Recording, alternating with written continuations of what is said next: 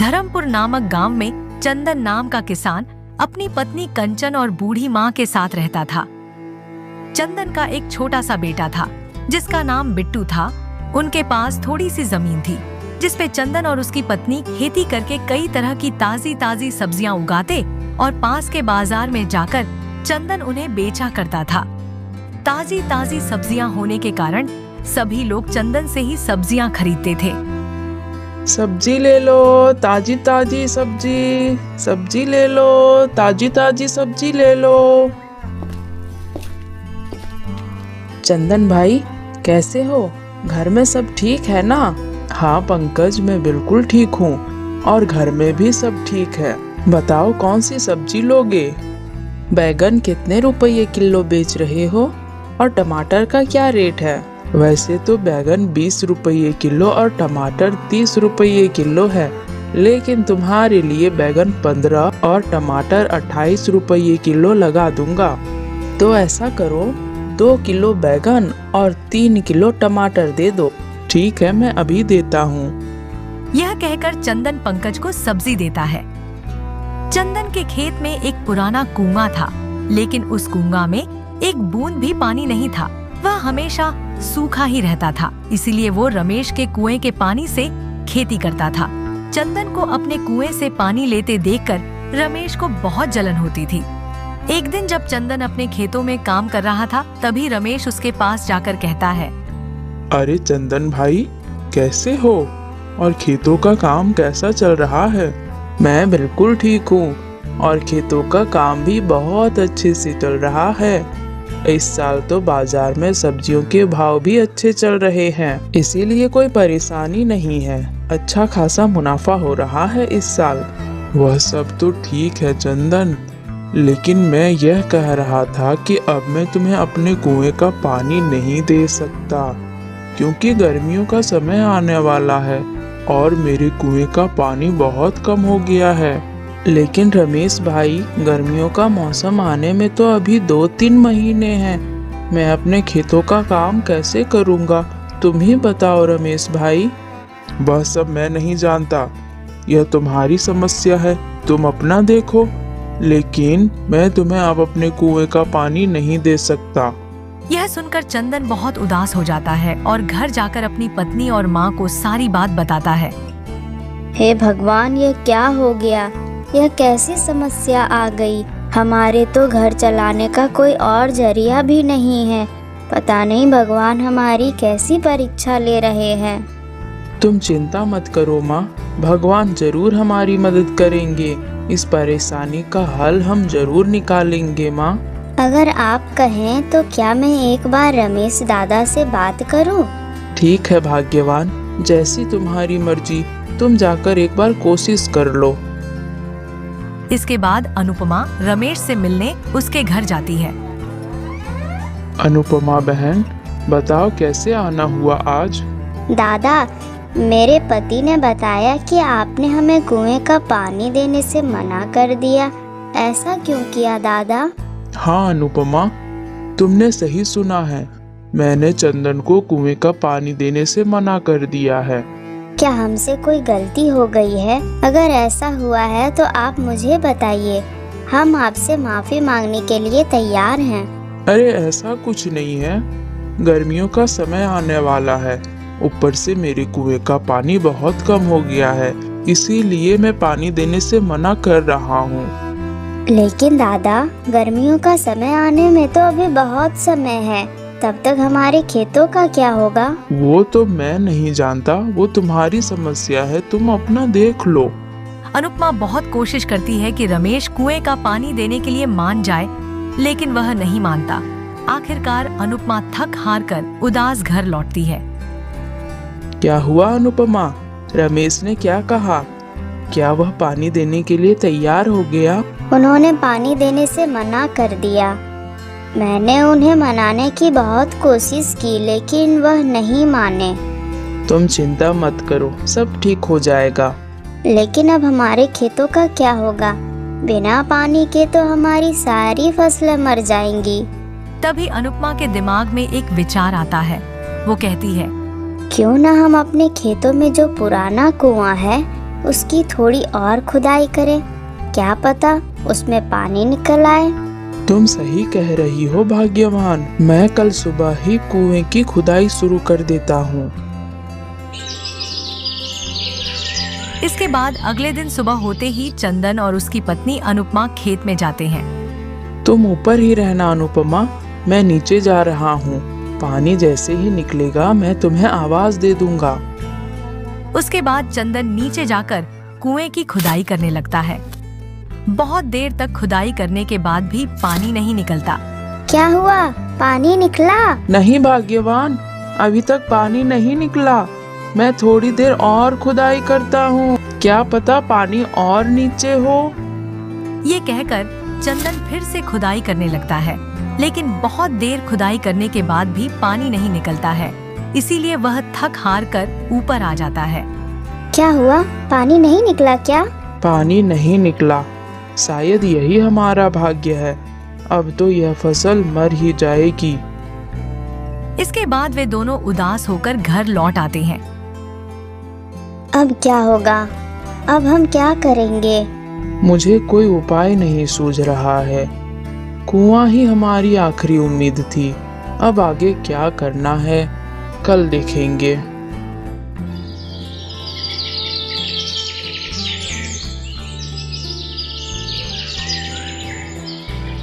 अगले दिन सुबह होते ही चंदन काम ढूंढने के लिए निकल पड़ता है।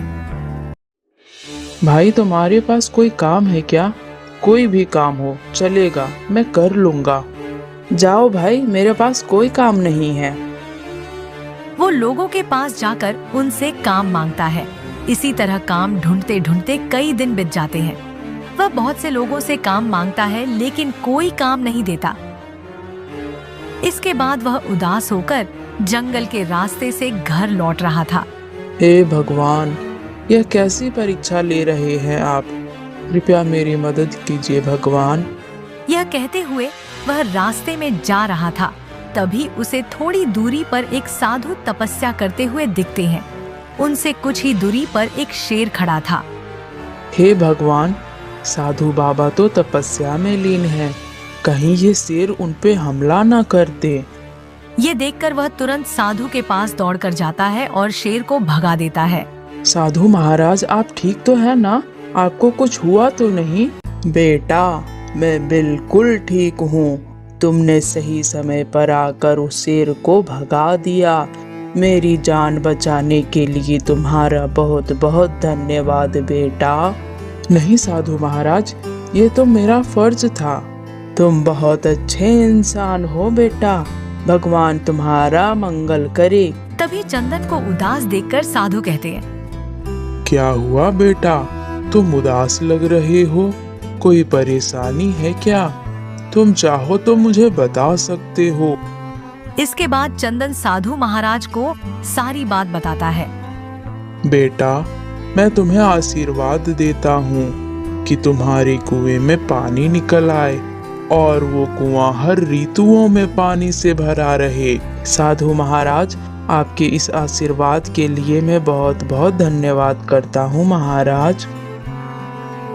इसके बाद चंदन अपने खेतों में जाता है और कुएं में खुदाई करने लगता है।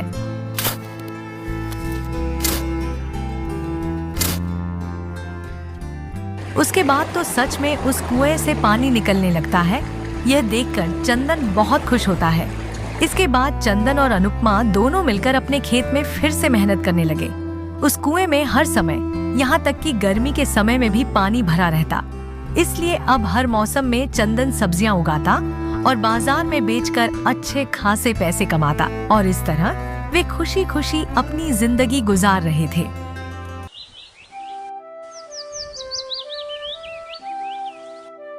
एक दिन बादशाह काफी खुशमिजाज अंदाज में थे। उसने अपने वजीर से पूछा, तुम्हारी जिंदगी की सबसे बड़ी ख्वाहिश क्या है?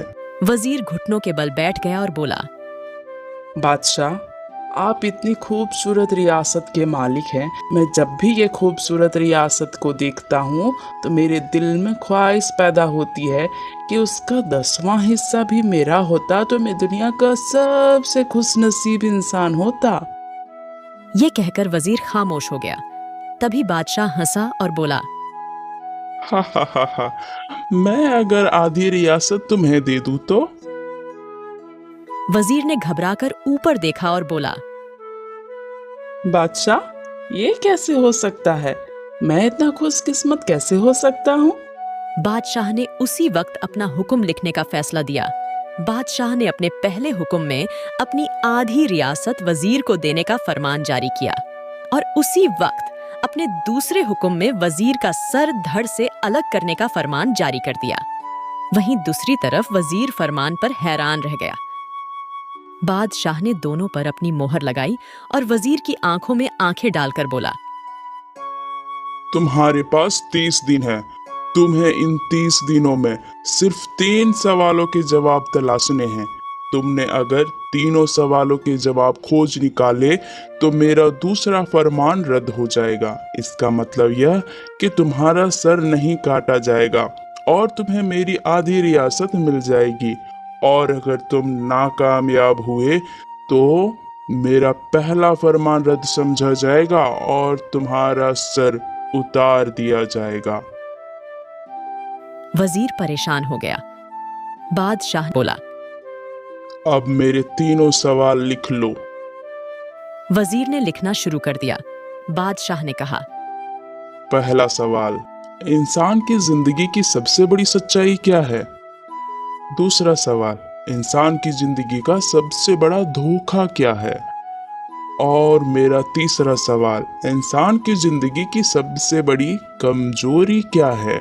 इसके बाद बादशाह ने ऊंची आवाज में ऐलान किया, तुम्हारा वक्त शुरू होता है अब से। वजीर ने दोनों फरमान उठाए और तीनों सवालों के जवाब की तलाश में निकल गया।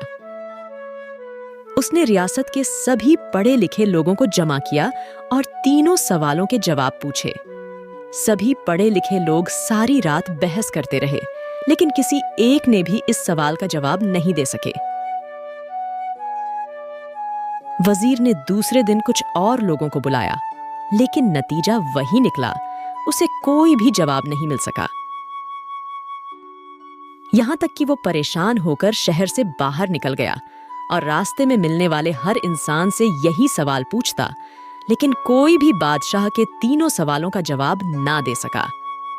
वो तीनों सवालों के जवाब की तलाश में शहर शहर गांव-गांव फिरता रहा, यहां तक कि उसकी पगड़ी ढीली हो गई, उसके जूते फट गए। यहां तक कि शर्त का आखिरी दिन आ गया। अगले दिन उसको दरबार में बादशाह के सामने पेश होना था।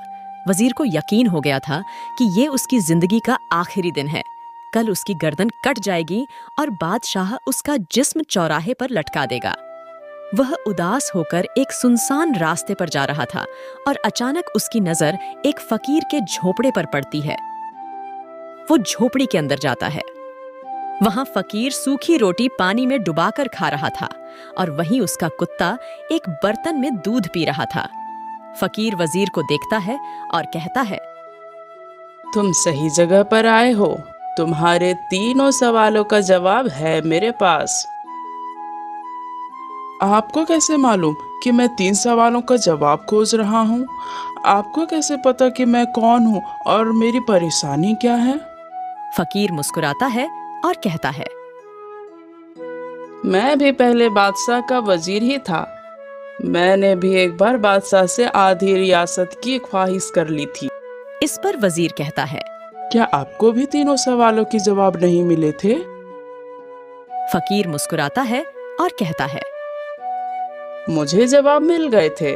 मैंने बादशाह को तीनों सवालों के जवाब बताए, आधी रियासत का फरमान फाड़ा और बादशाह को छोड़कर इस झोपड़ी में आकर बैठ गया।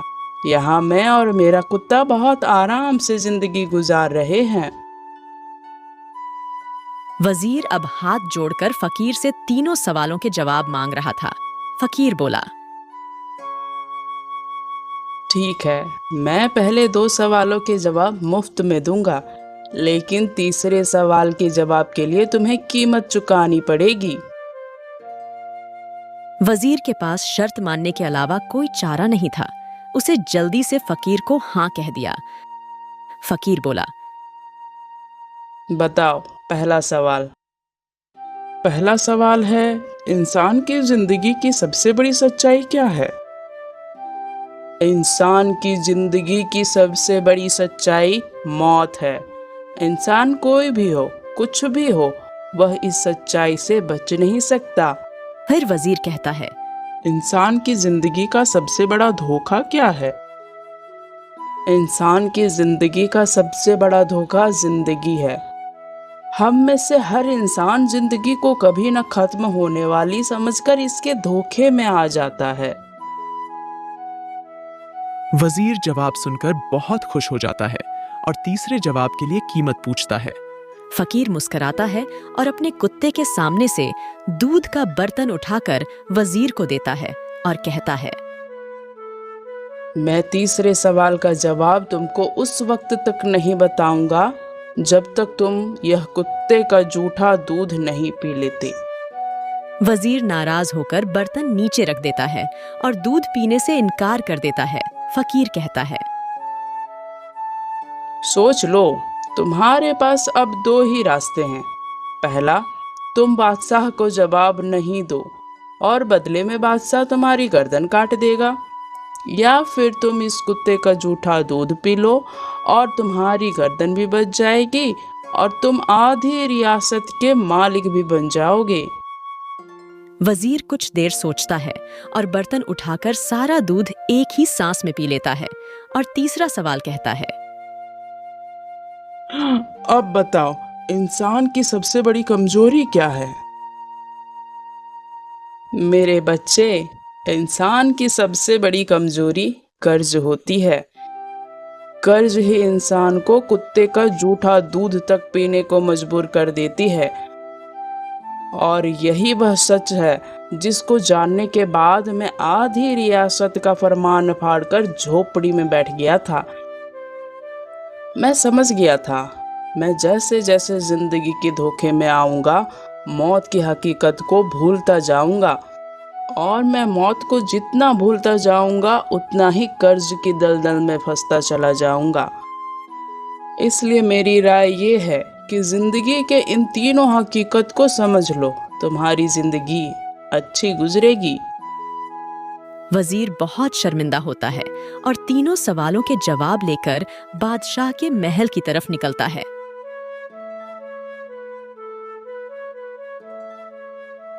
और बादशाह के महल के दरवाजे पर जैसे ही पहुंचता है, अचानक वह घोड़े से गिरता है और वहीं मर जाता है।